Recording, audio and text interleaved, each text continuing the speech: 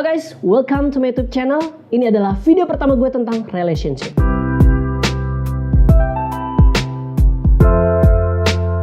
Jadi guys, ini bukan video pertama gue di YouTube. Udah ada beberapa video yang udah gue upload di channel ini. Tapi untuk relationship, ini adalah video pertama. Sebelumnya gue di platform TikTok. Sekarang ini gue coba membahas untuk di YouTube. Dan gue kemarin coba untuk Q&A di story Instagram. Dan banyak banget yang bertanya. Tapi di sini gue akan membahas satu tema aja dari Q&A tersebut. Nah makanya buat kalian yang belum subscribe channel ini, tolong subscribe. Supaya kalau kalian subscribe, itu akan menjadi satu penyemangat buat gue. Nah buat kalian yang belum follow juga TikTok gue, Instagram gue, kalian boleh follow. Nah di situ banyak banget video-video yang udah gue upload. Nah buat kalian suka galau-galau atau kayak kalian butuh pencerahan tentang relationship, pertemanan dan lain-lain, kalian boleh DM gue ke Instagram di sini Faisal Akeo. Dan buat DM yang belum gue balas, mohon maaf banget. Mungkin waktu gue untuk menemani kalian curhat itu belum banyak. Jadi curhatan kalian itu bakal kepotong. Nah makanya gue nggak mau kalau misalkan sepotong-potong. Jadi kalau misalkan memang gue ada waktu banyak untuk bahas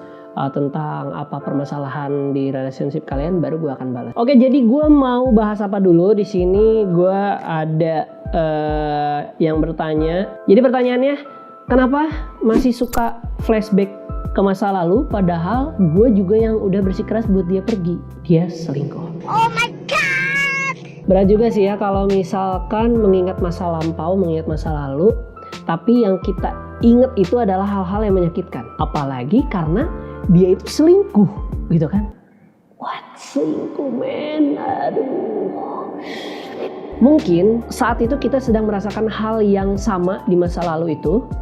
Kita kayak teringat hal-hal yang membuat kita stres, depresi, membuat kita bahagia, membuat kita kayak trauma. Dan mungkin ada beberapa orang yang di saat waktu itu adalah kalian merasakan sesuatu yang sedang ada di ujung harapan. Maksud gue adalah ngelakuin bunuh diri gitu. Ya mungkin adalah.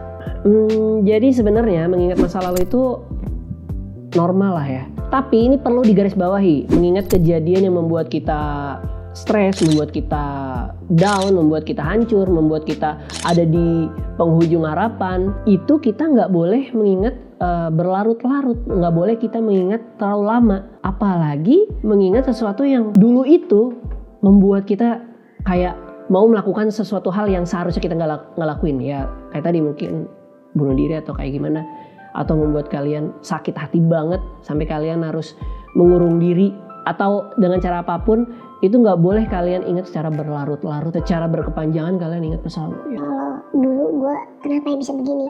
Kok bisa ya dia? Itu lupakan hal itu dan kalian jangan sampai terlalu terlalu ingin mengulang ingatan kalian ke hal-hal yang itu lagi. Tapi benar juga sih, kebanyakan orang termasuk gue atau bahkan mungkin hampir semuanya, ketika kita mengingat masa lalu itu, ya yang teringat itu adalah hal-hal yang buruk gitu. Hal-hal yang paling bikin momen itu adalah membuat kita kayak berubah drastis gitu. Pasti ya kan? Nah poinnya di sini adalah kalau kita ingin dihadiri hari-hari kita penuh dengan bahagia, happy, positif, ya kita harus bisa membiarkan masa lalu itu untuk kita jadikan motivasi. Supaya di masa depan nanti kita bisa menjadikan masa lalu itu tolak ukur untuk kita semakin berubah, untuk kita berintrospeksi diri. Jadi jangan sampai kita jatuh ke lubang yang sama. Dan jangan sampai menghancurkan list-list harapan kalian untuk di masa depan nanti. Nah biasanya kan memang kalau kalian punya suatu tujuan, kalian punya harapan, kalian selalu list harapan-harapan kalian. Misalkan di tahun 2022 kalian harus udah punya rumah, harus punya mobil, harus menikah, atau bahkan apapun yang kalian ingin capai dalam waktu dekat. Itu adalah list-list harapan kalian. Nah itu jangan sampai membuat list harapan kalian itu menjadi hancur cuma-cuma gitu, hanya karena kalian mengingat masa lalu yang membuat kalian itu sakit hati. Nah jadi buat kalian yang ngerasain hal itu, coba untuk tutup mata, tutup telinga, coba kalian untuk relax, dan kalian untuk tenangin diri kalian, mungkin dengan cara self healing, apapun itu yang membuat kalian tetap tenang dan kalian bisa berpikir jernih. Jadi jangan jadikan masa lalu itu menjadi alasan untuk menghambat masa depan kalian. Setuju dong, setuju kan? Setuju dong, setuju kan? Setuju dong, setuju kan? Nah jadi saran gue, lupakan dia yang menyakiti, lupakan dia yang mengkhianati, lupakan dia yang memanfaatkan kalian pada saat itu. Nantinya akan datang versi yang terbaik untuk kita. Amin. Jadi mengingat masa lalu boleh, tapi jadikan itu adalah tolak ukur, jadikan itu adalah motivasi untuk jauh lebih baik di masa depan, dan jangan sampai ketika kita mengingat masa lalu akan menghancurkan masa depan kita. So guys, terima kasih buat semuanya yang udah dukung gue sampai saat ini di platform Instagram, platform TikTok, dan juga subscriber gue yang udah lama banget subscribe channel ini. Terima kasih buat semuanya.